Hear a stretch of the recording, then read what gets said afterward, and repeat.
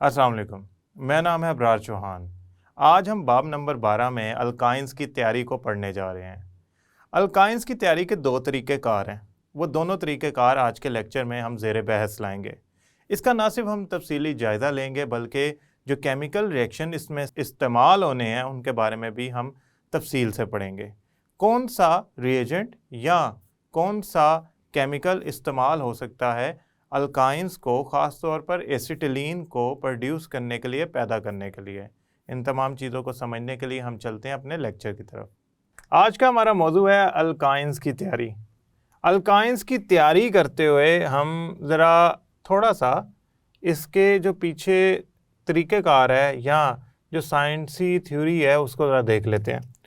देखें, अल्काइंस जो है ना, अल्काइंस ये आप यूं समझ लें कि अल्कीन्स की तरह अनसैचुरेटेड। हाँ, इसमें डबल बॉन्ड की बजाय ट्रिपल बॉन्ड है, यानी कि अनसैचुरेशन ज़्यादा है, लेकिन समहाउ लेकिन खैर अल्काइंस जो है ना ये अल्कीन्स की तरह अनसैचुरेटेड है। लिहाजा जब इनको बनाया जाएगा ना, वो सैचुरेटेड मॉलिक्यूल, ऑर्गेनिक मॉलिक्यूल के अंदर से एटम्स को निकाल के ही बनाया जाएगा।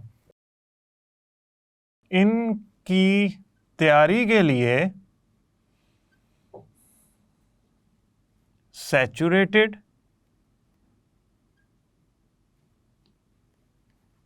ऑर्गेनिक कंपाउंड्स में से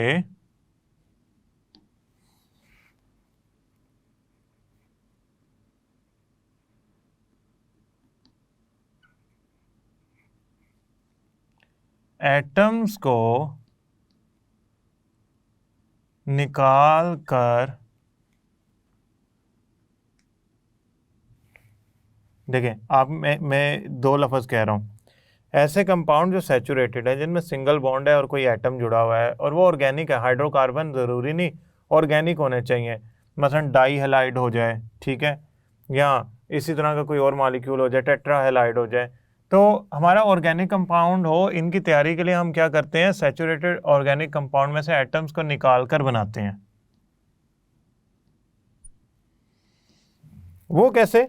मिसाल के तौर पे वो एटम्स कौन से हैं जिनको हम निकालते हैं? वो हैलोजन हो सकते हैं, वो हाइड्रोजन हो सकते हैं, इसके अलावा भी बहुत सारे हो सकते हैं। लेकिन हमारी जो किताब है, हमारी जो कोर्स है, उसके अंदर ऐसे ही रिएक्शन मौजूद हैं जिनमें ये एटम मौजूद होते हैं।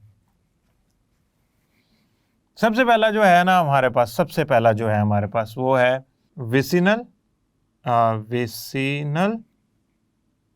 विसिनल डाई हैलाइड की डी हाइड्रो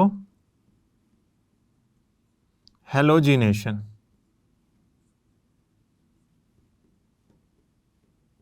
देखें, मेरी बात सुने।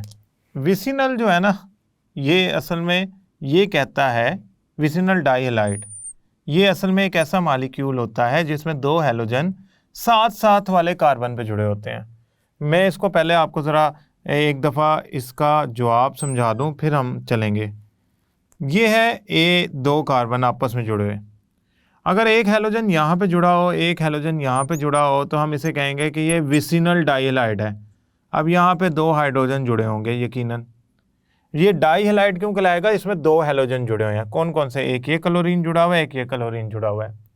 इसे कहेंगे विसिनल डाई हैलाइड, जिनमें साथ साथ वाले कार्बन, यानी कि कार्बन नंबर 1, कार्बन नंबर 2, इस पे दो हैलोजन जुड़े हों, वो कहलाते हैं विसिनल डाई हैलाइड।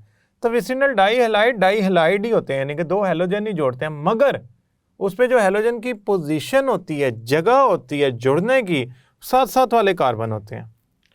आप कहेंगे सर ज़रूरी थोड़ी ऐसा हो, ऐसा भी तो हो सकता है कि दो कार्बन आपस में जुड़े हों और एक कार्बन पे दो हैलोजन जुड़े हों।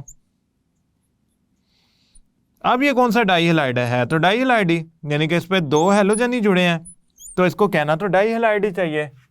तो अब ये कौन सा डाई हैलाइड है? इसे कहेंगे जेमिनल डाई हैलाइड। वो आपके कोर्स का हिस्सा नहीं है, वो आप इंशाल्लाह 12वीं जमात में जाके पढ़ेंगे, लेकिन जेमिनल डाई हैलाइड भी मौजूद होते हैं। हमारा जो वास्ता पड़ेगा वो सिर्फ इससे पड़ेगा। ये होते हैं विसिनल डाई हैलाइड, यानी कि साथ साथ कार्बन जो जुड़ा होता है उस पर मौजूद हैलोजन के एटम लगे हों, ना कि एक कार्बन पे लगे हों, ना कि उनमें फासला हो। डिहाइड्रोहेलोजिनेशन क्या होती है? देखें, मैंने आपको पहले भी याद हो बताया था कि डी का मतलब होता है, डी का मतलब होता है निकालना, हाइड्रो का मतलब होता है हाइड्रोजन, और हेलोजन का मतलब होता है हेलोजन, यानी कि आप निकालना चाहते हैं इसमें से हाइड्रोजन और हेलोजन को। अब याद करें कि हाइड्रोजन और हेलोजन को निकालने के लिए आप क्या इस्तेमाल करते थे। आपके जहन में फ़ौरन एक रीजेंट आएगा, उसका नाम है KOH, पोटाशियम हाइड्रोक्साइड। लेकिन आप कहेंगे सर आपने एक चीज़ ये भी बताई थी कि जब पोटाशियम हाइड्रोक्साइड इस्तेमाल करना है डिहाइड्रोहेलोजिनेशन के लिए तो वो अल्कोहल में मिक्स हुआ होना चाहिए, वो अल्कोहलिक होना चाहिए, वो पानी में नहीं मिक्स हुआ होना चाहिए। अल्कोहल जो होता है ना, जब उसमें KOH मिक्स करते हैं तो उसकी ताकत बढ़ जाती है रिएक्शन करने की। आसान लफ्ज़ों में अगर मैं KOH पोटाशियम हाइड्रोक्साइड डालूंगा विसिनल डाइहैलाइड में तो वो अल्कोहलिक KOH जो होगा वो हाइड्रोजन और हेलोजन उड़ा देगा, निकाल देगा। मैं पहले एक स्टेप में रिएक्शन लिख रहा हूँ, फिर मैं इसका दूसरे स्टेप में रिएक्शन लिखूंगा। सबसे पहले हम लिखते हैं कि ये होता कैसे है। हमारे पास है विसिनल डाइहैलाइड ऐसा जिसमें 2 कार्बन पे एडजेसेंट कार्बन पे साथ साथ कार्बन पे एक एक हेलोजन जुड़ा हुआ है।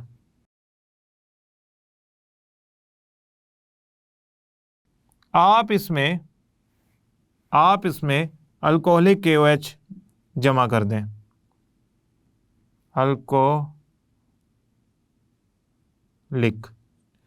अल्कोहलिक KOH जमा कर दें। अच्छा, पहला जो अल्कोहलिक इसमें आप जमा करेंगे ना तो एक Cl को पकड़ लेगा, 2 Cl को पकड़ लेंगे तो क्या बनेगा 2KCl। एक OH एक H को पकड़ लेता है, 2 OH 2 H को पकड़ लेते हैं, ये निकाल दें, जो मर्जी निकाल दें आप हाइड्रोजन, तो बनेगा 2 पानी के मॉलिक्यूल। और साथ पीछे क्या बच गया? आप कहेंगे सर आप ऐसा करें 2 क्लोरीन और 2 हाइड्रोजन निकाल दें, पीछे बच गया एक हाइड्रोजन एक कार्बन के साथ लगा रह गया, दूसरा हाइड्रोजन एक कार्बन के साथ लगा रह गया। क्यों? मिसाल के तौर पे ये आपका निकल गया, ये आपका निकल गया, तो एक हाइड्रोजन एक कार्बन से रह गया जुड़ा, एक कार्बन से एक हाइड्रोजन जुड़ा रह गया। अब आप कार्बन की वैलेंसी गिनें, आप जब वैलेंसी गिनेंगे तो आप कहेंगे कार्बन के तो 2 बॉन्ड बने हुए हैं, 2 की कमी है, तो कार्बन अपने 2 बॉन्ड कम जो पूरे करने के लिए कार्बन और कार्बन के दरमियान क्या बना लेगा? Triple covalent bond. तो अल्कोहलिक KOH के ज़रिए हम क्लोरीन और हाइड्रोजन को निकाल के विसिनल डाइहैलाइड में से एसिटिलीन बना लेते हैं। ये एसिटिलीन है, ये डाइहैलाइड है, इसे कहेंगे 1,2 डाइक्लोरोईथेन,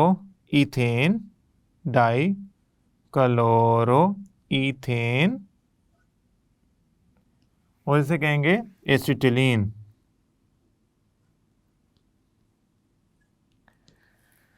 अब मैं इसका जो 2 स्टेप में रिएक्शन होता है वो बताने जा रहा हूँ, लिहाजा इसको ज़रा गौर से देखिएगा कि ये होता कैसे है। देखें, ये क्लोरीन है, ये कार्बन है, ये हाइड्रोजन है, ये हाइड्रोजन है, ये क्लोरीन है, ये हाइड्रोजन है और ये हाइड्रोजन है।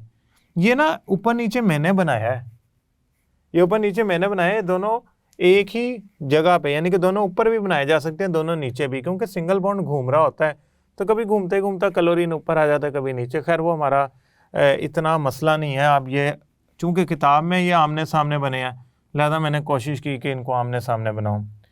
पहले एक KOH का मॉलिक्यूल क्या करता है? एक क्लोरीन उतारता है, एक के, दूसरा OH एक हाइड्रोजन उतार लेता है, पीछे क्या बच गया? KCl बन गया, वाटर बन गया, साथ बन गया, पीछे क्या बच गया था? गौर से देखिएगा, HCCl डबल बॉन्ड C, ये 2H। अब ये असल में ना आप यूँ समझ लें कि ऐसा ग्रुप है जिसमें अनसैचुरेशन आ गई है, लेकिन ये यहाँ पे रुकेगा नहीं रिएक्शन, ये रिएक्शन आगे चलेगा। ये रिएक्शन का स्टेप नंबर 2 है, ये 1 था रिएक्शन का स्टेप, ये 2 है रिएक्शन का स्टेप, दूसरा स्टेप है। इसमें क्या होगा कि जो ये मॉलिक्यूल है आपका बना, ये दोबारा KOH से रिएक्शन करेगा, यानी कि हमने क्या किया था, पहले दोनों KOH से रिएक्शन करा के प्रोडक्ट बना दी थी। अब मैं आपको दिखा रहा हूँ कि पहले KOH उसमें से एक हेलोजन एक हाइड्रोजन निकालता है, फिर दूसरा KOH एक हाइड्रोजन और एक हेलोजन निकालता है, तो ये बनेगा HC। देखें एक K एक हेलोजन निकाल लेगा, एक OH एक हाइड्रोजन निकाल लेगा, तो बना HCCH डबल बॉन्ड और यहाँ बना KCl और वाटर। अब आप खुद सोचें कि यहाँ पे कार्बन की वैलेंसी पूरी नहीं है, तो कार्बन को वैलेंसी पूरी करने के लिए यहाँ क्या बनाना पड़ेगा, ट्रिपल बॉन्ड। वैसे भी अगर आप इस मालिक्यूल को देखें, इस मालिक्यूल को, तो इसमें ये दो हिस्से निकाल दें तो पीछे एसिटिलीन नुमा चीज़ नहीं बच रही, HCH, क्या ये नहीं बच रहा? तो इसका बचना ये साबित करता है कि ये एसिटिलीन बन सकता है अगर आप विसिनल डाइहैलाइड की डी हाइड्रो यानी कि हाइड्रोजन निकाल दें और हेलोजन निकाल दें। अब दूसरा तरीका वो है डी हेलोजिनेशन ऑफ टेट्राहेलाइड।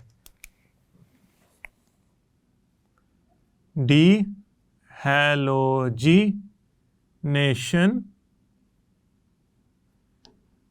किसकी? टेट्राहेलाइड की।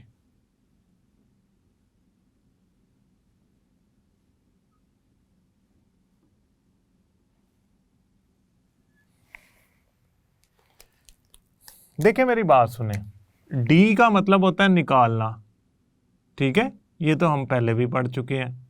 हेलोजिनेशन का मतलब होता है हेलोजन। टेट्राहेलाइड क्या होते हैं? 4 हेलोजन वाले, एक्स का मतलब होता है हेलोजन वाला कंपाउंड।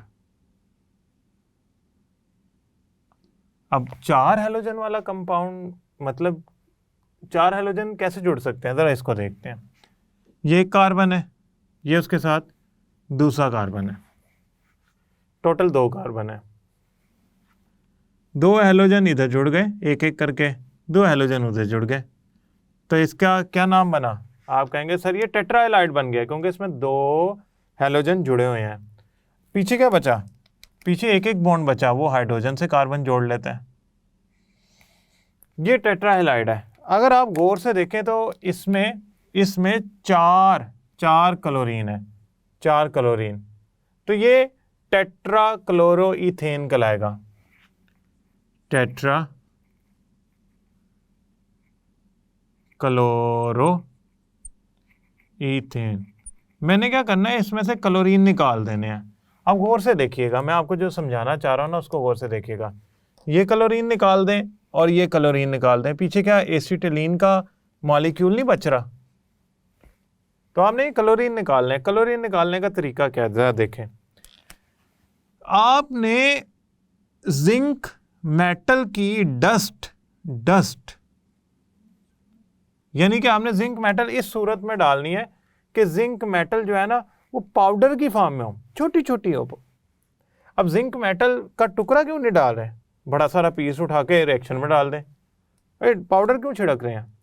उसकी वजह यह है कि जब जिंक डस्ट की फॉर्म में होगी, पाउडर की फॉर्म में होगी, दानों छोटे छोटे बारीक की फॉर्म सूरत में होगी, तो उसका फ़ायदा ये होता है कि उसकी एक्टिविटी जो होती है बढ़ जाती है, रिएक्टिविटी बढ़ जाती है, आसानी से तेज़ जल्दी रिएक्शन होता है।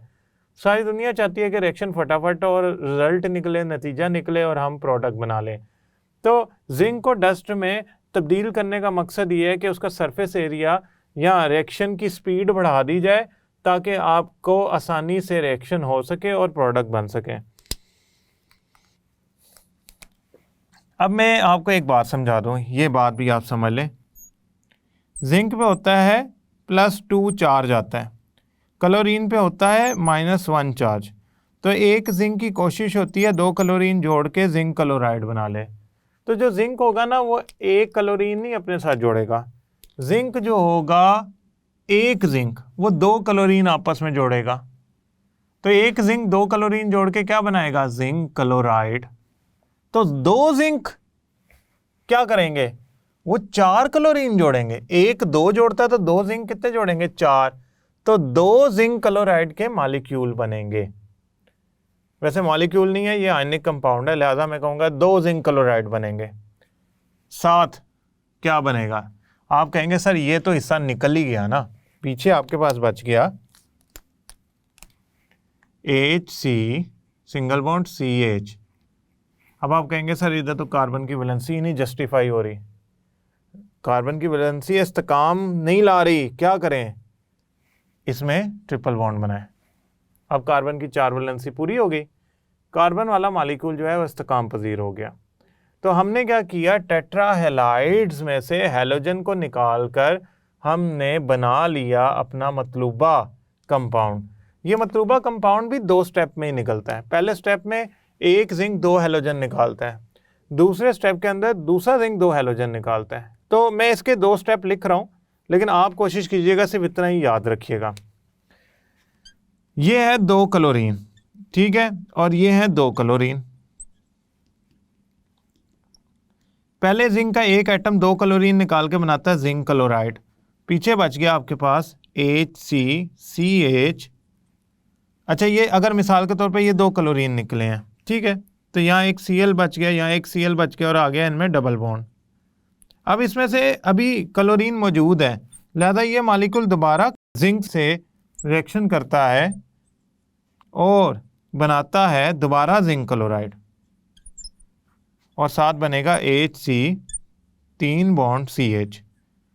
अब आप गौर करें तो इन दोनों को जमा कर लो ना, तो ये रिएक्शन आएगा, 2 zinc 2 zinc 2 zinc chloride 2 zinc chloride, आखिरी प्रोडक्ट एसिटिलीन, शुरू वाली रिएक्टेंट टेट्राहेलाइड। तो एसिटिलीन के रिएक्शन में एक जिंक 2 क्लोरीन हासिल करता है और दूसरा जिंक दूसरे 2 क्लोरीन हासिल करके एसिटिलीन बनाता है। मुझे उम्मीद है आप अल्काइंस की तैयारी समझ चुके होंगे और इन दोनों तरीक़ाकार को इंतहाई आसानी से लिख भी सकेंगे। ये बोर्ड के लिए बहुत अहम और ख़ास तौर पे ये तफसीली सवाल के तौर पे आते हैं। मैं उम्मीद करता हूँ आप इसे तैयार करेंगे। अगले लेक्चर तक के लिए अल्लाह हाफिज़।